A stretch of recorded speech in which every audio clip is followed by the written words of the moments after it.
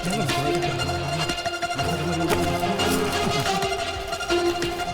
mau apa kalian? Kalian mau bakar kebun kami ya? Kejar, kejar, kejar, kejar, kejar! Gua buat Belanda tanah tandai. Ota, si Tutung di mana dai?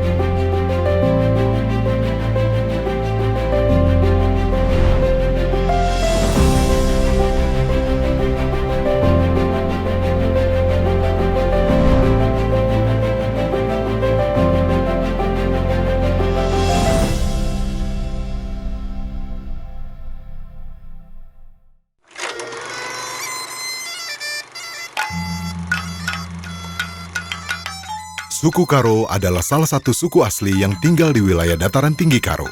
Suku Karo tersebar di berbagai daerah, termasuk Kabupaten Deli Serdang, Langkat, Dairi, serta penduduk asli kota Medan yang kemudian dikenal sebagai masyarakat Melayu. Nama Karo berasal dari gabungan kata ha dan ro, yang artinya orang yang datang.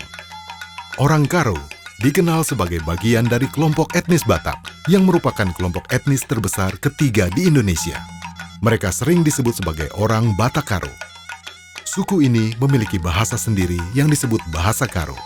Suku Karo memiliki 5 marga, yaitu Karo-Karo, Ginting, Tarigan, Peranginangin, dan Sembiring. Pada awalnya, agama suku Karo disebut agama Perbegu atau Pemena, di mana orang Karo percaya kepada roh nenek moyang yang sudah meninggal dan memiliki kekuatan.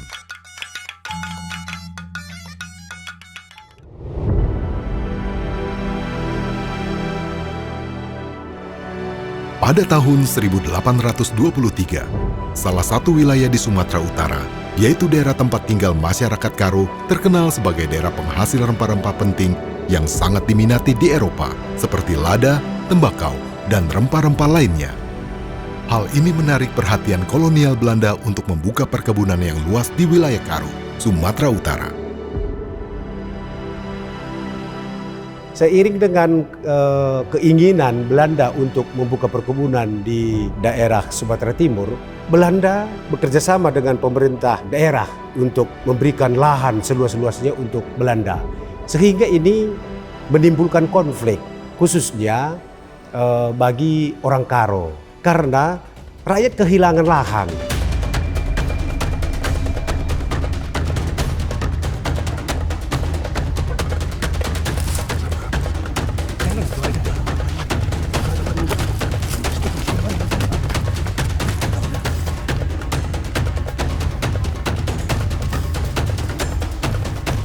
Hei, mau apa kalian? Kalian mau bakar kebun kami ya? Kejar, kejar, kejar, kejar, kejar!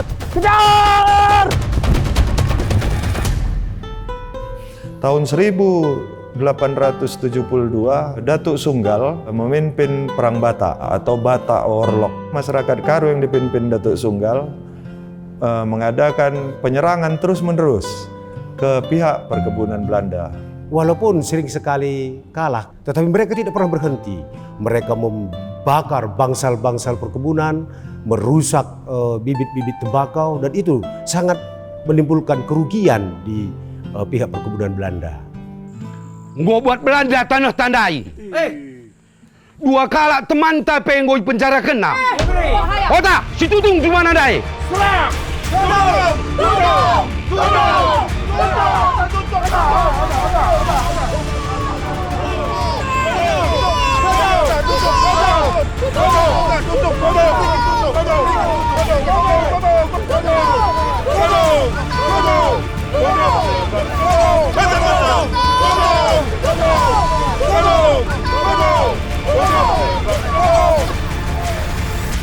Pemberontakan yang dilakukan oleh orang Karo menyebabkan manajer perkebunan Belanda bernama J.T. Kramer menghadapi masalah besar.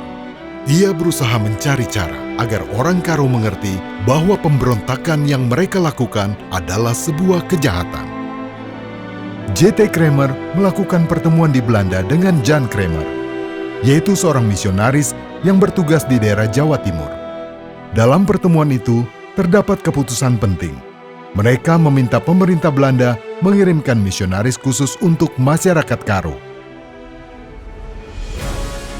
Pada tahun 1797 adalah awal mula masuknya agama Kristen Protestan di wilayah Indonesia bagian timur, yang ditandai dengan kedatangan lembaga misi Belanda yaitu Nederlands Zendingsgenootschap atau NZG. Kota Ambon di Provinsi Maluku merupakan titik awal penginjilan dan penyebaran agama Kristen Protestan di wilayah Indonesia bagian timur. Dan penginjil yang datang tahun 1800-an juga, Joseph Kam datang lebih dulu ke Maluku, lalu dia menjadi koordinator untuk wilayah Indonesia bagian timur waktu itu, termasuk Papua dan Sulawesi Utara ini.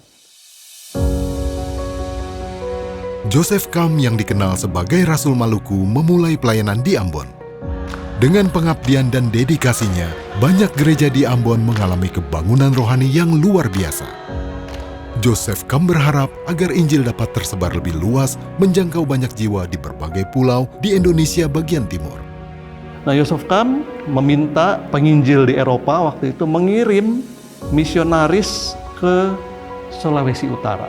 Dan NZG kemudian mengutus Riedel dan Schwarz. Mereka melakukan pekabaran Injil dan luar biasa, begitu banyak orang Minahasa menjadi percaya. Manado, sebuah kota di Sulawesi Utara yang mayoritas penduduknya 70% beragama Kristen yang berasal dari suku Minahasa.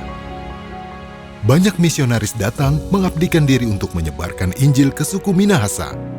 Namun ada 2 misionaris yang diutus oleh organisasi misi Belanda dan yang memiliki pengaruh paling signifikan dalam penyebaran Injil kepada suku Minahasa. Riedel dan Schwarz dikenal begitu kuat untuk semangat pekabaran Injilnya, karena mereka bukan hanya memberi kesaksian tentang Tuhan Yesus, tetapi mereka juga mendirikan sekolah-sekolah.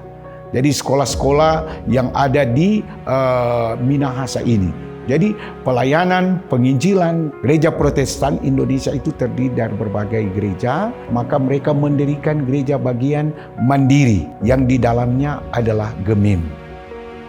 Pelayanan misionaris di Minahasa menjadi kunci perkembangan gereja di Indonesia.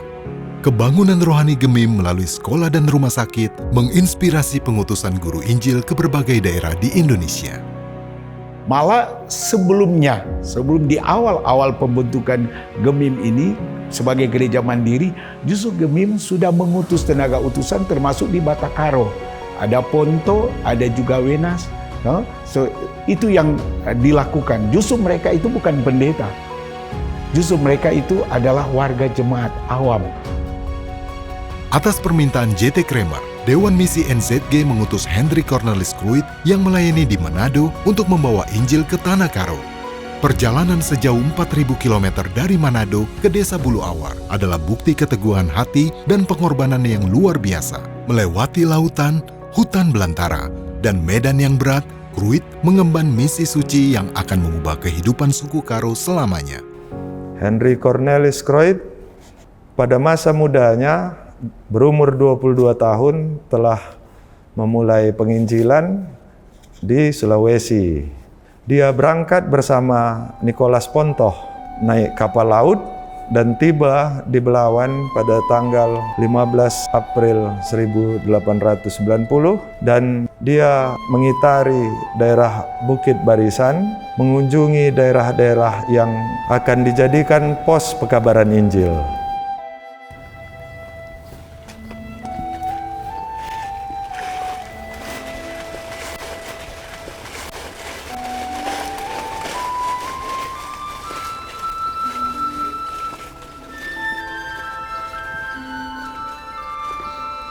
Stop.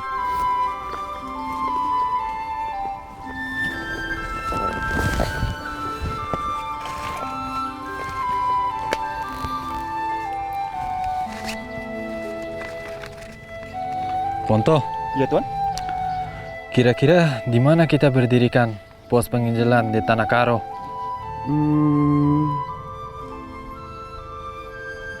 Bagaimana kalau di sebelah sana saja, Tuan? Kelihatannya tempatnya lebih bagus, Tuan. Kalau dilihat, tempatnya kelihatan sepi. Bagaimana kalau di sini?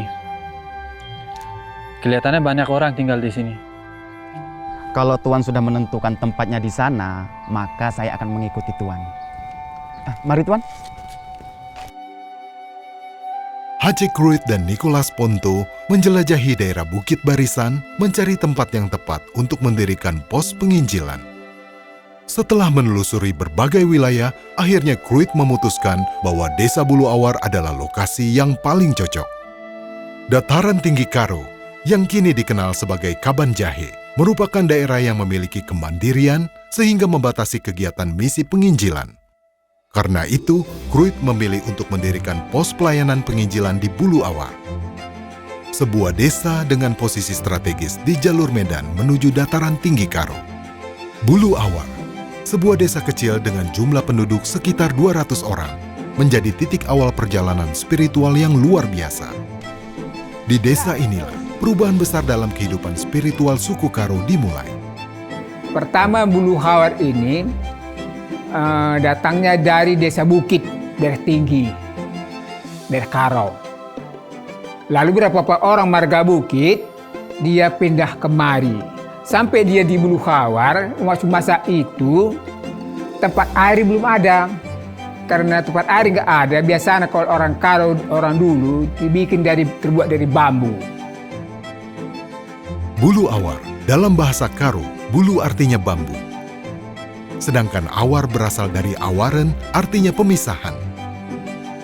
Desa Bulu Awar terdapat banyak bambu yang berlubang atau tidak ada pemisah pada simpul-simpul bambu.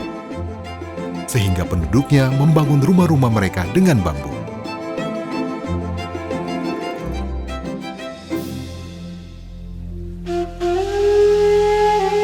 Bulu Awar sebuah desa kecil yang berada di pintu gerbang menuju kawasan dataran tinggi Karo. Lokasinya yang strategis menjadikannya sebagai pintu masuk perjalanan misionaris ke wilayah Karo. Pada masa lalu, masyarakat Bulu Awar masih memeluk agama tradisional. Namun, perubahan besar terjadi setelah Haji Kruit tiba dan memperkenalkan agama Kristen. Kedatangan Haji Kruit menandai babak baru dalam kehidupan beragama masyarakat Karo.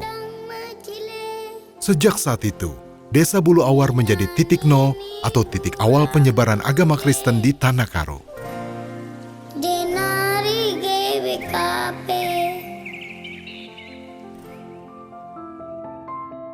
Waktu masa itu di Desa Bulu Awar itu memang di sini daerah-daerah zaman dahulu pecandu, penjudi. Umumnya orang-orang Karo dulu laki-laki tidak mau bekerja, cuma perempuan yang mau bekerja zaman dulu. Penginjil pertama ke Bulu Awar itu menginap di rumah opung saya karena pada waktu itu kepercayaan masih agama pemena atau animisme, masyarakat Bulu Awar tidak menerima. Ketika tempat opung saya, mereka merasa aman karena mungkin opung saya juga mungkin seperti tokoh masyarakat ya karena punya backingan pada waktu itu. Mengapa dia putuskan di sana? Yang pertama dulu karena memang penduduknya lebih besar. Desanya lebih besar dibanding desa-desa yang lain. Kemudian kepala desanya waktu itu lebih kooperatif gitu ya, lebih ramah. Di Desa Bulu Awar, Kruit dan Ponto menyewa sebuah rumah yang menjadi pos penginjilan bagi suku Karo. Setelah dibersihkan dan diperbaiki, rumah tersebut digunakan sebagai tempat bagi suku Karo untuk berkumpul dan menjalankan berbagai aktivitas. Kruit melakukan pendekatan kepada masyarakat Karo dengan cara belajar bahasa Karo dan memakai pakaian masyarakat Karo pada saat itu.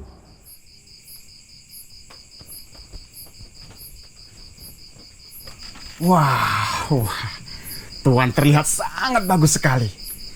Sudah seperti orang Karo. Mr. Kruit, itu apa? Ini adalah sabun untuk membersihkan kulit kita. Wangi sekali ya. Kok ada 2? Ini apa nih? Ini adalah cermin untuk melihat refleksi kita. Wah, saya juga jadi 2 ya? Iya. Setelah beberapa bulan H.C. Kroit mengabarkan Injil di Bulu Hawar, H.C. Kroit mengusulkan untuk menambah tenaga pekabar Injil. Usulan ini diterima oleh Badan Sending dan dibuatlah iklan untuk dibaca masyarakat Minahasa dan terbuka kesempatan untuk menjadi pekabar Injil di Tanah Karo. Sebuah iklan dipasang di seluruh wilayah Manado untuk mencari tenaga pekabar Injil yang bersedia ditempatkan di Tanah Karo. Kriteria yang dicari adalah muda, sehat, fasih berbahasa Indonesia, bijaksana, dan lebih diutamakan yang sudah berkeluarga. H.C. Kroit dan Nicholas Ponto kemudian pergi ke Manado untuk memilih calon tenaga misi yang sudah mendaftar. Dan di Manado dia mendapatkan 4 pasangan untuk menjadi tenaga misi ke Karo. Yang pertama Guru Injil Benyamin Wenas dan dia tempatkan di desa Salabulan. Yang kedua Guru Injil Johan Pinontoan di desa Sibolangit. Dan yang ketiga Guru Injil Richard Tampenawas di desa Penanganan. Yang keempat Guru Injil Hendrik Pesik di desa Tanjung Beringin. Dan yang kelima Pendeta H.C. Kroit sendiri dan Nicholas Ponto di desa Bulu Awar. H.C. Kroit dan Nicholas Ponto menempuh perjalanan yang sangat jauh dari Manado di Sulawesi Utara ke desa Bulu Awar. Ada 8 orang keluarga misionaris lokal yang akan bekerja sama dengan H.C. Kroit dan Nicholas Ponto untuk menyebarkan Injil di Tanah Karo. Para misionaris lokal juga dikenal sebagai guru Injil.